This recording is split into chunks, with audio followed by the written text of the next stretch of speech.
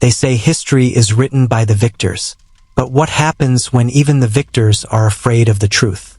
In the dusty vaults beneath the Vatican, where sunlight hasn't reached for centuries, lies a map.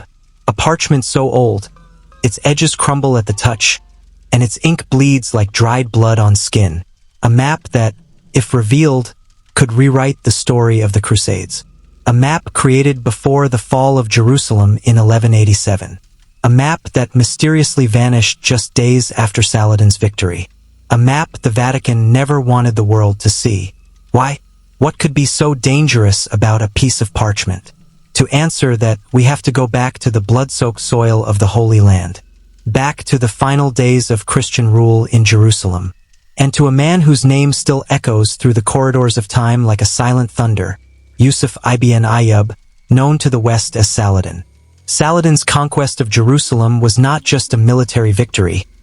It was a spiritual earthquake. The holy city, taken not by slaughter, but by mercy.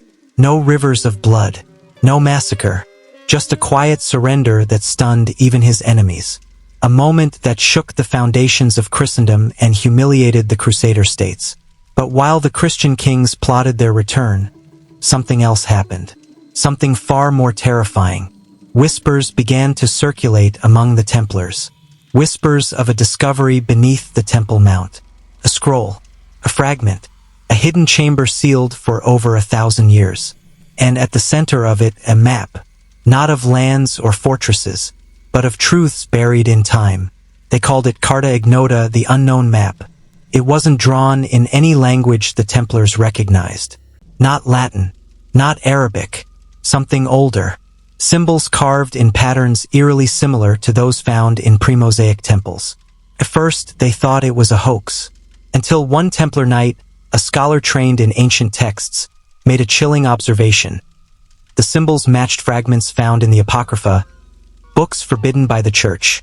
The map didn't point to land, pointed to knowledge, and the implications were catastrophic. It proved that the Holy Land had been sacred long before Moses, long before Christ, long before Muhammad. That the stories of divine origin had been built atop older myths. That Jerusalem was not the beginning, but a continuation. And that God, as taught by the Church, might not have been the first God to walk those stones. Panic gripped the few Templars who had seen it. Some wanted it revealed, to show that faith must adapt, evolve, and face the past. Others, loyal to Rome, chose silence. That silence became a pact. The map would be smuggled out before Saladin could take the city. But someone betrayed them. The records stop. No more letters. No journal entries. Just absence. And then, 3 months after Saladin's victory, a strange courier arrived in Rome. Dressed as a humble monk, he carried only one item, a leather tube sealed with black wax. Inside, the map. It never saw the light again. The Vatican scribes recorded its arrival, but not its content. The document was assigned a number, Codex S-13, and then buried in the archives without explanation. Centuries passed. Crusades came and went.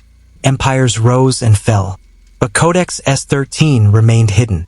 Until 1897, a Jesuit scholar named Father Lorenzo della Croce was granted rare access to the deep archives. He was researching the Church's response to early Islamic expansion. One night, while tracing obscure references in the Templar logs, he stumbled upon an inventory ledger. On it, in faded ink, Codex S-13 map of pre-Abrahamic sites, sealed. No reproduction authorized. He was stunned. What were pre-Abrahamic sites? Why would the Vatican seal a map that didn't even mention the Crusades directly? He requested access. 3 weeks later, he was dead. Officially, heart failure. Unofficially, he'd confided in a friend, another scholar, saying he believed the Church had hidden something world-altering. His last words, "The roots are deeper than they told us." His death was ruled natural. The friend disappeared 6 months later. The legend of the map began to grow among fringe historians and conspiracy theorists. Most dismissed it, just another Vatican myth. But then, in 1944, as Allied troops liberated Rome from Nazi occupation, a small team of American intelligence officers was sent to protect cultural assets in the Vatican. One of them, Captain Elijah Pierce, was a history teacher from Boston. He kept a journal. In it, he described a moment when a Swiss guard whispered something to him in broken English. Downstairs, under the saints, the map to God before God. Captain Pierce thought it nonsense, but the phrase haunted him. After the war, he tried to access Vatican records. He was denied, repeatedly, until one day, a brown envelope arrived at his doorstep. No return address. Inside, a blurry photo of what looked like a map fragment.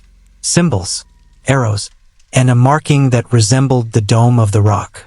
He spent the rest of his life trying to find the original. He died in 1971, penniless, discredited, and forgotten.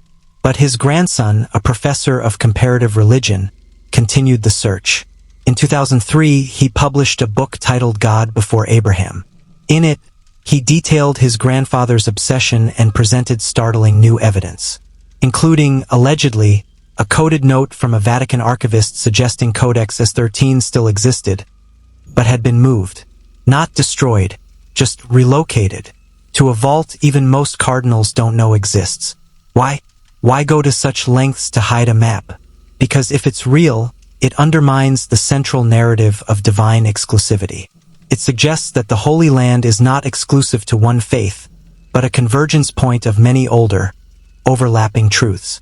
It suggests that religion, as we know it, may be built on selected memory, that the foundation of the Crusades was not just flawed, but based on a deliberate erasure of deeper, older histories.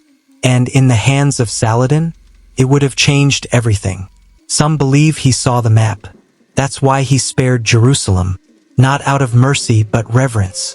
A reverence not for Christendom, but for the secret buried beneath it. Was that the real reason the Vatican buried the map?